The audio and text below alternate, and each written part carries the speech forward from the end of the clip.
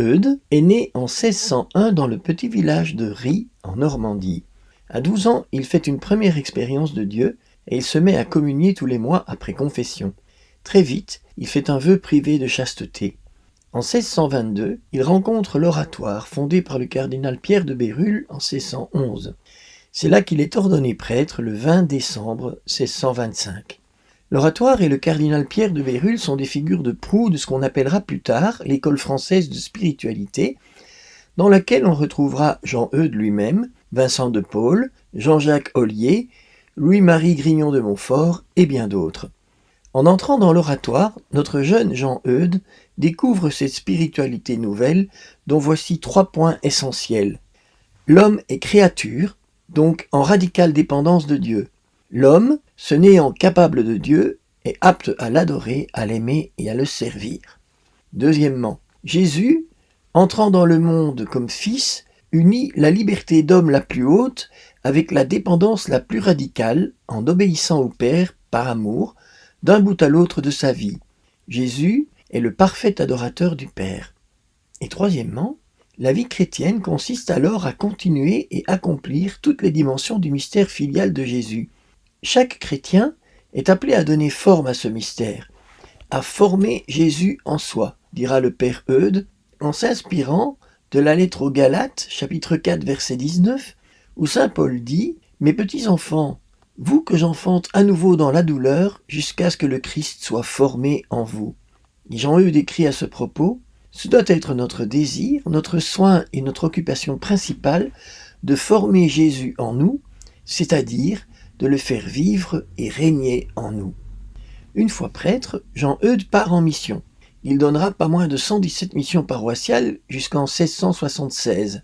Il circule à pied, à cheval, en voiture, en Normandie, en Bretagne, dans l'Île-de-France, en Bourgogne. Quel est l'objectif de ces missions ? Justement, d'amener les chrétiens à découvrir qu'ils sont appelés à continuer et à accomplir la vie de Jésus. Cela passe par un appel à une conversion profonde qui se fait par la prédication pour amener les personnes au sacrement de confession. On dit du Père Eudes qu'il est un lion en chair, un agneau au confessionnal. En 1637, Jean Eudes publie « Vie et royaume de Jésus dans les âmes chrétiennes », un livre qui aura un grand succès, et dans lequel il rassemble ses découvertes de prêtres missionnaires. Ce livre est d'abord un magnifique plaidoyer en faveur du baptême, ce sacrement somptueux, si oublié de nos jours, explique le Père Eudes. Et si de son temps on pouvait déjà dire que la beauté du baptême était oubliée, que dire alors aujourd'hui ? Dans ce livre, Jean Eudes insiste sur la nécessité d'avoir une vraie vie chrétienne. Celle-ci ne consiste pas seulement à agir comme Jésus, mais à agir en Jésus. C'est pour cela que, dans le baptême, nous recevons l'Esprit Saint qui est l'âme de notre vie baptismale. Le Père Eudes souligne ce mystère d'intériorité. Dans notre cœur, c'est-à-dire dans la fine pointe de notre âme, l'Esprit Saint réalise un double mouvement. Il nous conforme à Jésus et il forme Jésus en nous. En 1641, il fonde une maison pour accueillir les femmes meurtries par l'existence, battues, abandonnées, livrées à la prostitution. De cet institut va naître plus tard la congrégation du Bon Pasteur d'Angers. Nous découvrons aussi ici un autre aspect de la personnalité de Jean Eudes. Il est touché au cœur par les détresses de son siècle. Il se fait apôtre de la miséricorde. C'est très intéressant de noter que l'amour du cœur de Jésus qui l'anime et qui va devenir de plus en plus explicite au fur et à mesure qu'il s'approche de la fin de sa vie, cet amour du cœur de Jésus le pousse à la compassion pour ses semblables, et spécialement pour ceux qui souffrent le plus, ceux qu'il appelle les indéfendus. Il écrit « Est miséricordieux celui qui porte dans son cœur la misère des misérables ». En 1643, c'est la fondation de la congrégation de Jésus et de Marie, dite des eudistes. Il veut des prêtres pour continuer ses missions, mais pas n'importe quel prêtre. Il veut des prêtres qui soient, et je cite, « une image vive de Jésus-Christ en ce monde et de Jésus-Christ veillant, priant, prêchant, catéchisant, travaillant, allant de ville en ville et de village en village, souffrant, agonisant, mourant et se sacrifiant lui-même pour le salut de toutes les âmes créées à son image et à sa ressemblance. Pour cela, il unit son œuvre de mission, les prédications, prières, communion, confession, à celle des séminaires, conférences, retraites, manières de prêcher, préparation à l'ordination. Il veut que les formateurs de futurs prêtres soient aussi des évangélisateurs, et réciproquement. C'est ainsi qu'ils seront de vrais pasteurs selon le cœur de Dieu. Le 8 février 1648, au cours d'une mission à Autun, il obtient la permission de l'évêque de publier l'office et la messe du Saint-Cœur de Marie. Il s'agit d'un culte liturgique, public, une grande première dans l'Église.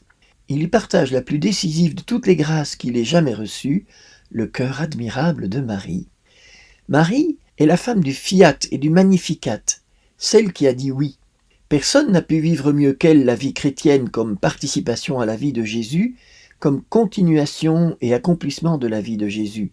Elle est pure capacité de Jésus, comme le disait déjà le cardinal de Bérulle. Et Jean Eudes affirme clairement, d'elle-même et par elle-même, Marie n'est rien, mais son Fils Jésus est tout en elle.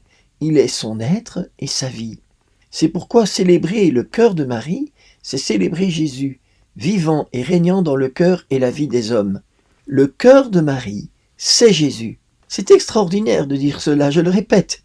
Le cœur de Marie, c'est Jésus.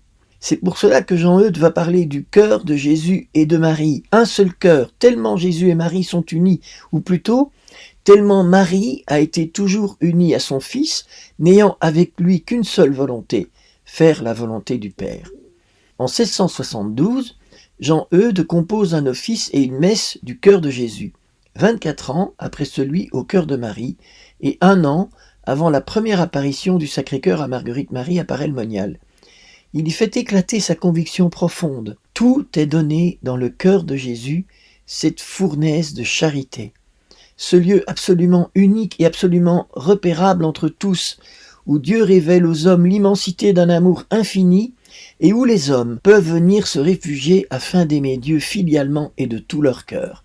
Jean Eudes trouve un symbole fort qui parle à tous de l'amour infini de Dieu pour nous. Pour lui, l'amour du Père se révèle dans l'amour que le Fils nous a manifesté dans son humanité et qui est symbolisé par le cœur de Jésus. Dans cet office, il n'y a rien de sentimental, de mièvre, de sanguinolent ou de sacrificiel. Pour Jean Eudes, Jésus a du cœur à l'ouvrage. Il vient dans le monde pour faire la volonté du Père. Son amour est courageux, agissant.